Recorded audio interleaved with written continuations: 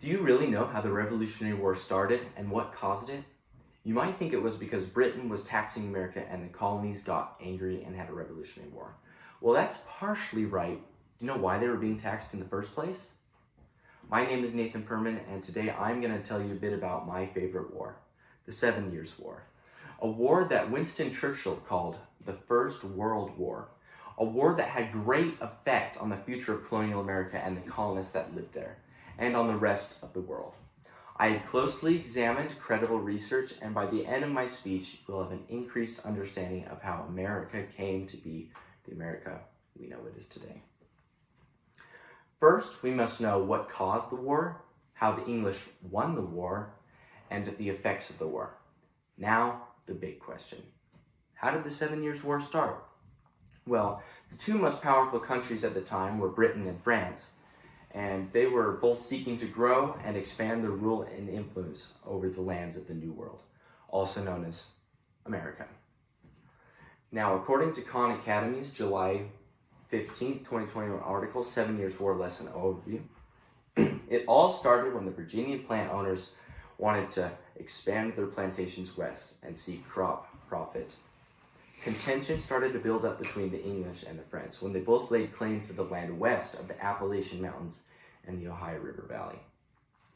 The contention kept on building and building until the English government sent a young officer by the name of George Washington. Yes, that George Washington, to establish their presence in the area. While he and his men were searching for an area to rest and build a fort, they stumbled upon the French and Native American allies at Fort Duquesne. Washington launched an attack and did not expect the French to be prepared as they were. The attack failed miserably, with Washington returning to Virginia with only a third of his men. Now you might be asking, well, how did the English win the war if it started out so bad for them? Well, it's true that England won the war, and it was going very bad for England and the American colonists in the beginnings of the war. They suffered loss after loss after loss. But this war was important.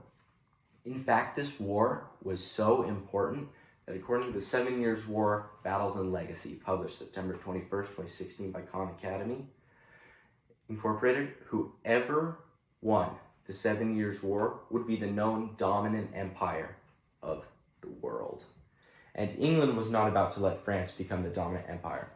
They saw that role to be filled only by themselves.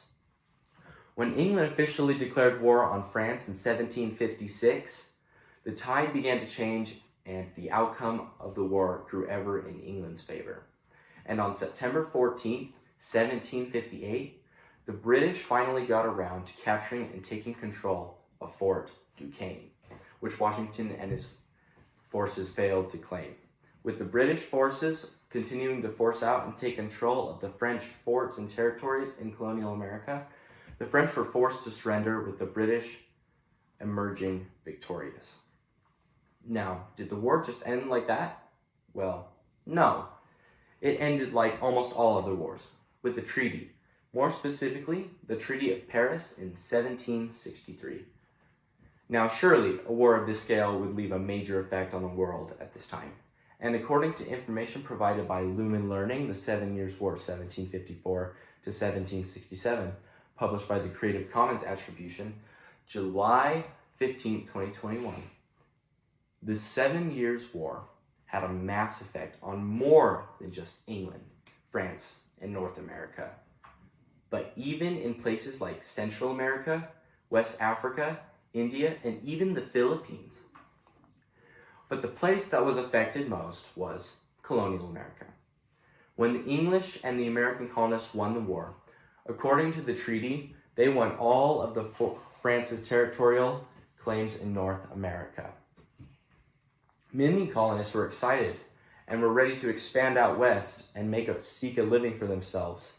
But that all changed when British passed the Proclamation of 1763, which prohibited the colonists from expanding west past the Appalachian Mountains, which rendered all of England's territorial gains useless.